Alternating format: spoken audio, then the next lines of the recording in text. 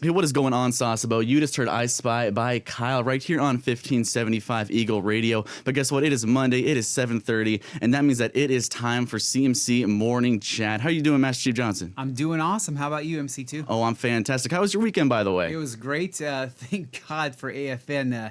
They got to show a little UFC, which is the only sport that I like to watch on TV. Yeah, of course. I was reading about that last week, how we got those fights this weekend and stuff like that. You know, it was a perfect weekend to stay in. It was raining all the time and stuff like that. And actually, what is it? With the boxing, Manny Pacquiao, actually, I heard that he won. He did. You know, it's crazy. The guy is over 40 years old. And according to the news, it said that he took out this young guy, Thurston, who was supposed to be the up-and-coming guy who was supposed to be the next champion or something. But Manny Pacquiao is just completely defying the odds with age. Yeah, you just can't beat him. You know, I've got tons of friends from actually the Philippines, and when I woke up that morning, my timeline was just flooded with things about Manny Pacquiao and stuff like that. Did you know he's actually not just a fighter?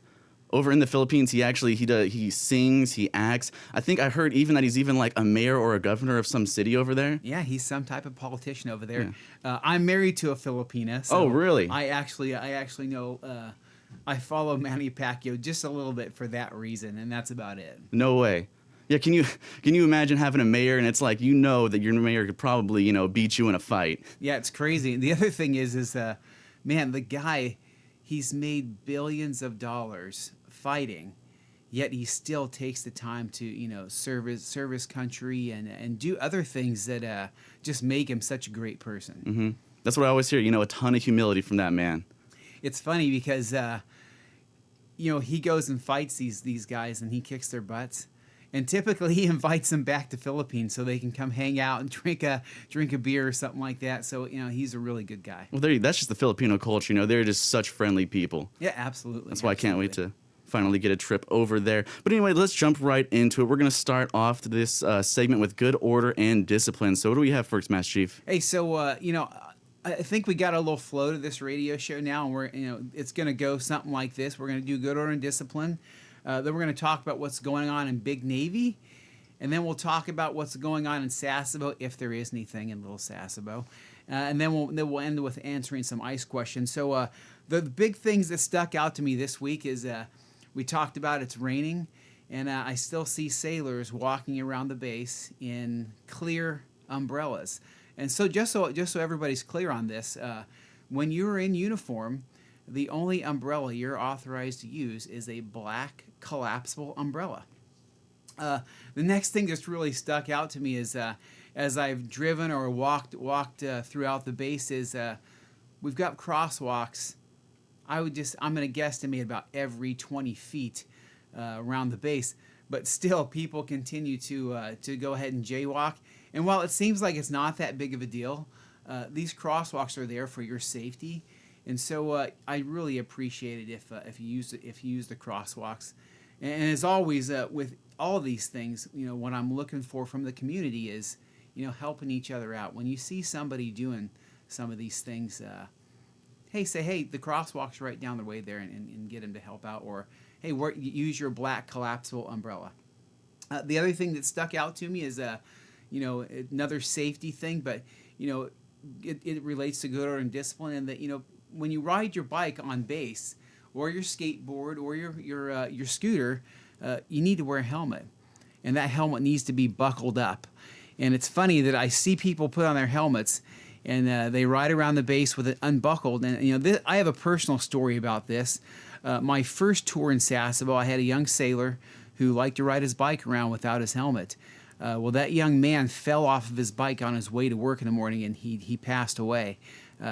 So you never know when the wrong situation is going to happen, and you could find yourself in a bad situation. So, just do the right thing and buckle up your helmet. And then it's always important to me to mention this because it just seems like people aren't aware that you can't wear headphones in your uniform. I still see sailors walking down the street with their headphones in their uniform, beat bopping, hitting their music. Even when you're in a car, there's only one time when you're allowed to use, you can use like wireless devices to talk on the phone or something like that. but for the most part, headphones are not authorized in uniform. So, again, if you see people doing this, please point it out to them. Of course. Actually, I didn't even know that you weren't allowed to. I thought you were allowed to wear one for some reason. I don't know why I thought that, but I guess you're not allowed to wear any headphones at all in uniform. Well, I'll tell you, where we probably go wrong with this, and I'm really guilty of this, is that when we're on the ships, we actually allow some other things to happen, like during cleaning stations, people wearing one headphone in their ear. We do this because we want them to clean well for us, and we want them to do good things. But when that translates to when they leave the ship or when they go to another place, sometimes maybe people can get that wrong. Of course. And I mean, when it comes to the umbrellas, like, it makes so much sense to just go out, invest in an umbrella. I mean, they're super cheap. You can buy them even out in town at like any kind of 7-Eleven or something like that. And I mean, I don't think it's stopped raining for the past month. So it makes a lot of sense to go out and grab an umbrella. It just has to be black. No big deal with that. And I mean, when it comes to the crosswalks also, I mean, I don't know if a lot of people know this or not, but like when you're out in town, it's very much customary to not cross the street when it's red. You'll notice that all of the locals, they wait till it's green to cross. They only cross at the crosswalks, things like that, just to keep in mind and stuff like that. But right now, let's take a quick little break, and then we'll be right back with it. Right now, we're going to listen to It Ain't Me by Kygo and Selena Gomez. Hey, we are back, and if you guys are just tuning in, we're actually in the middle of our CMC morning chat right now. So earlier we talked about good order and discipline, and right now we're going to talk about what is going on with Big Navy. So what can you tell us, Master Chief? Hey, so there's, every week, just so everybody can track this and know how to get this information, is CMP publishes something called the Weekly Wire. If you go to navy.mil/CNP, you can actually sign up for this. One of the other things that I really like to get out there is there's so many things going on in the Navy that it's hard to keep track. But if you go sign up for this Weekly Wire, it'll come to your email, and you'll get to know the same information that I'm putting out. And you never know when that one thing is going to come out that's that you might have needed to know that week. And so go sign up for the Weekly Wire if you can. This week we got the fiscal year 20 Senior Enlisted Advancement to Position Boards. Basically what this is you go fill a job in the Navy somewhere, and that job is commensurate with a certain pay grade. And if you get selected for that job, you get automatically advanced to that pay grade during the time that you're doing that job. This is great for our senior enlisted. I think this one is going to select to E8 for certain jobs and E9 for other jobs. So if you're interested in that, go check it out. The next thing that we got going on here is this has been happening for a few years now, but it's the enlisted women in submarines. And the Navy is continuously trying to evolve and make us a more I can't even think of the word of it, a diverse force in all the different areas of our thing, including the SEALs, the submarines. And right now, the Navy is continuously accepting applications for female enlisted sailors from pay grades E1 to E8 to convert to the submarine non-nuclear force trained ratings. The next thing that's going on is, the Navy is trying to become more, user friendly to our force, and they keep coming out with different apps to try and help you, navigate processes better. And one of the apps that recently came out was the PCS Move Process app. This thing is it's on the 17th of July. They kicked it out there, and basically what it is you can go download this app and be able to navigate your PCS a little bit better. It looks like it's called My PCS Mobile, and you can get it on your personal work mobile devices, your tablets, your laptops, your desktop computers, and it's just going to help you navigate your PCS a little better. And then I didn't write it down on my sheet. I bring some notes every morning to try and track this. There was another app that came out. It was called the My Navy Family app. And I actually put it on my phone so I could look at it and navigate a little bit. But again, the Navy is just really trying to tailor, how we get our information and using what is current in the world today. Next thing that I have on here that I see that's going on is, if you didn't know, we're looking at selecting a new Chief of Naval Operations, and Vice Admiral Michael Gildy has been nominated as the 32nd Chief of Naval Operations. Right now, he's currently serving as the Director of the Joint Staff in Washington, D.C. He's going to be great for us. I noticed that he's a surface warfare officer when I was looking at his pictures online, and if I'm paying attention correctly, the last couple of CNOs have been submariners, and so it'll be nice to have a surface guy in there to get a different perspective on things that are going on. MC2, do you see anything else I left on that paper over there, buddy? Over here with what's going on in Big Navy, that is it for that. But, I was just thinking, so we're going to be having a new Vice Admiral. So that's going to be a very important name. If you're in a leadership position, you got to teach all your junior sailors, who is going to be the Vice Admiral of, or who's going to be the Chief of Naval Operations. Exactly, the Chief of Naval Operations. I thought it was kind of funny. Also, you were talking about, they're trying to get more women to enlist on submarines and things like that. And it just got me thinking, I've never personally been on a submarine, but all my family before me who joined the Navy, they were actually all submariners. Wow. And I was talking to my grandfather about that. He didn't enlist. He was commissioned as an ensign back in 1951. And he told me that every month he made just over $30. Or no, it was just over $50. Back in 1950, I was like, wow. Are you kidding? And I asked my grandfather, I was like, why did you choose submarine? Or why didn't you choose surface? Like, don't you like the sun? And he was like, well, Cody, they offered me a little bit more money. And I was like, that's a tall price to pay for me anyway. Yeah, definitely. But I did hear that submarines, they get like the best chow in the Navy though. Ah, man. So you think about the chow in the Navy, the submariners have a very small crew, and so if you cook for a small crew, the chow has got to be a lot better than cooking for, like when I was on WASP when we had 1,000 crew members on board. So I would say that's probably a pretty true statement. Yeah. I completely understand that. Yeah, being on the Nimitz, the lines were just something else. Like every day, just lines, But then that's what's going to happen when you have 5,000 people on a ship. Yeah, definitely. Yeah. You were talking about the new PCS move process and things like that. I remember when I was coming out here, coming out here from Washington, I remember I chalked on, I can't remember what the website is. Is move.mil. Move.mil. I looked at it for the first time. I was like, what in the world is going on here? And it got to the point where I was just like, you know what? I don't have any furniture anyway. I'm just going to pack it all up into bags and just carry it to Japan with me. And that's what I ended up doing. Wow. Yeah.